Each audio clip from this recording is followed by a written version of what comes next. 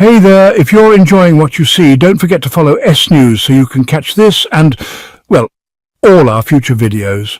Support us by subscribing, liking and leaving a comment. Every bit helps, honestly. I think we all remember that his meetings with Kim Jong-un didn't really lead to anything. Actually, those talks were meant to convince North Korea to give up its nuclear program. But since then, North Korea has only gotten more advanced. So those meetings didn't really achieve much.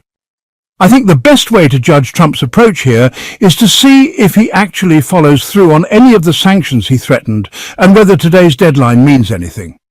Now, the White House announced that new sanctions on Russia will be imposed today. It's still unclear exactly what they will be or how strong their impact will be.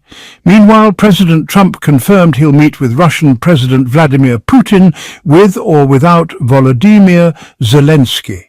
That was a key condition for a summit between the US and Russian leaders.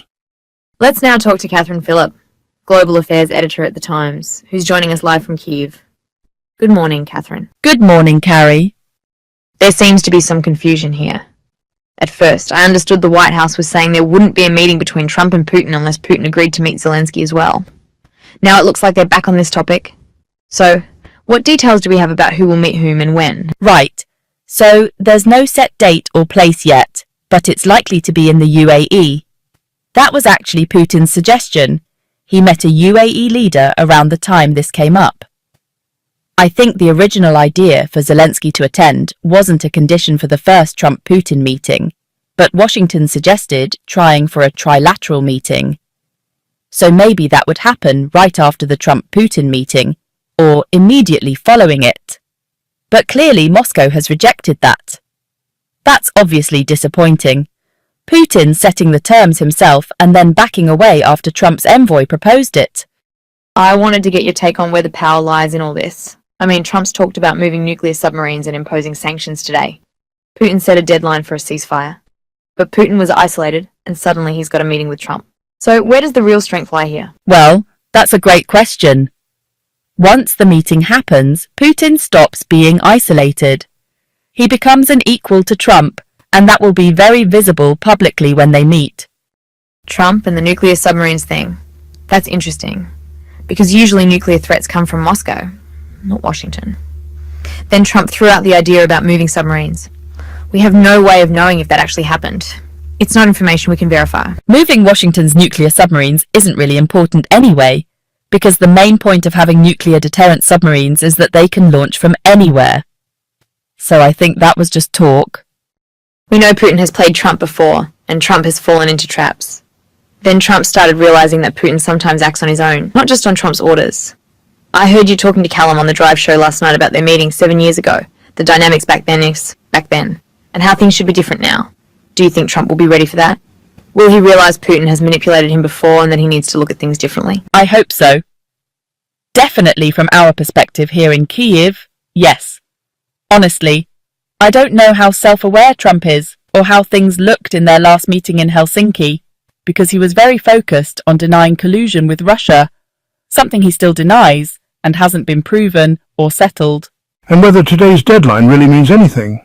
I think the best way to judge Donald Trump's approach is whether he'll actually go ahead with any of the sanctions he threatened. So those talks didn't achieve much. Actually, the goal was to convince North Korea to step back from its nuclear program, but since then, North Korea has only gotten more advanced. Kim Jong-un's meetings didn't lead to anything. Yeah, that's right. And it's a big question, honestly. Do we get the impression that Trump still thinks he should sort this out with Putin without necessarily involving Zelensky? Or does it feel like that's changed a bit in the last few weeks? I think he believes he should handle it at the Putin level. And the problem isn't just that this seems like he's sidelining Zelensky, it's that he's sidelining Europe too. That's especially serious when you consider that Trump is really set on saying this is Europe's problem and they should deal with it and pay for it. Though of course, he wants them to do that by buying American weapons. Thanks a lot. And using those weapons and delivering them to Kyiv. So there's a kind of disconnect here. You know, Trump isn't just asking Ukraine to step up, he's asking the rest of Europe too. Yet it seems like he's willing to negotiate something with Putin over the heads of the very people he expects to enforce it. So that's a problem. So, Catherine, how much progress do you expect to see? It seems to me you're not too hopeful about this initial meeting moving things forward. I'm not. I think what happens today matters more. Whether this deadline actually means anything, what actions Trump will take anyway, or if just meeting Putin soon will cause him to stall on a deadline that's supposed to end today. So I think that's a better indicator of what'll happen at the meeting than any guesses about his tough talk with Putin. Catherine, it's always great to get your take. Thanks so much. Thank you. Catherine Phillip, Global Affairs Editor at The Times.